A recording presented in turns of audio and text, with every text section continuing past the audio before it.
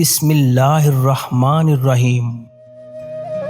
ایک بات یاد رکھیں، اپنے ذہنی سکون کے لیے کچھ لوگوں کو نظر انداز کرنا کمزوری نہیں بلکہ عقل مندی ہے۔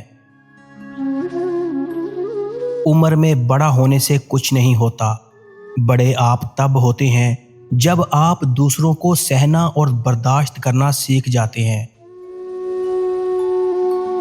ہو سکتا ہے تمہارے پاس کچھ نہ ہو بانٹنے کے لیے، مگر شکر کرنے کے لیے تمہارے پاس کوئی چیز لازمی ہوگی۔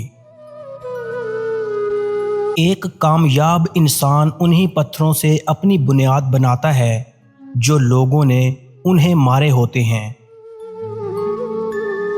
شوہر کا لاپرواہ ہونا بیوی کو اور بیوی کا لاپرواہ ہونا شوہر کو نفسیاتی مریض بنا دیتا ہے۔ ہم نفرتوں کے اتنے عادی ہو چکے ہیں کہ محبت کرنے والے کو بھی شک کی نگاہ سے دیکھتے ہیں۔ وقت ایسا پرندہ ہے جو ایک بار اڑ جائے تو پھر کبھی واپس نہیں آتا۔ نزدیکی رشتہ داروں کی عداوت بچھوؤں کے ڈسنے سے زیادہ درد پہنچاتی ہے۔ اگر تم اڑ نہیں سکتے تو بھاگو، بھاگ نہیں سکتے تو چلو، اگر چل نہیں سکتے تو رینگو، لیکن آگے بڑھنا نہ چھوڑنا۔ جو لوگوں کا درد محسوس کرتے ہیں وہ کبھی دوسروں کے درد کی وجہ نہیں بنتے۔ جن کی کوئی عزت نہیں ہوتی وہ دوسروں کو بے عزت کر کے فخر محسوس کرتے ہیں۔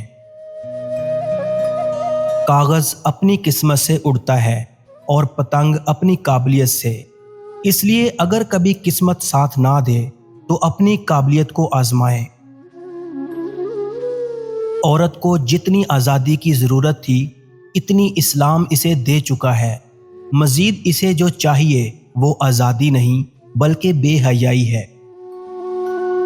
عورت کی زندگی میں نماز اور قرآن کے بعد اگر کوئی سکون دینے والی چیز ہے تو وہ ہے اس کے شوہر کی سچی اور پاک صاف محبت۔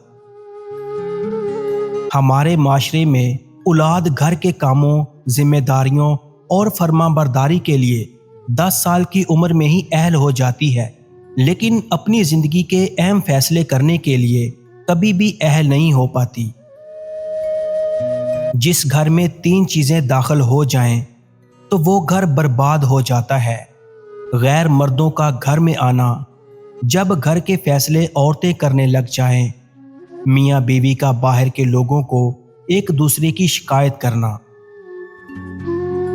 جس طرح بڑی بڑی صداقتیں نہایت سادہ ہوتی ہیں، اسی طرح بڑے بڑے آدمی بھی نہایت سادہ ہوتے ہیں۔ ایک محفل میں کسی نے کہا کہ عورت پاؤں کی جوتی کے برابر ہوتی ہے۔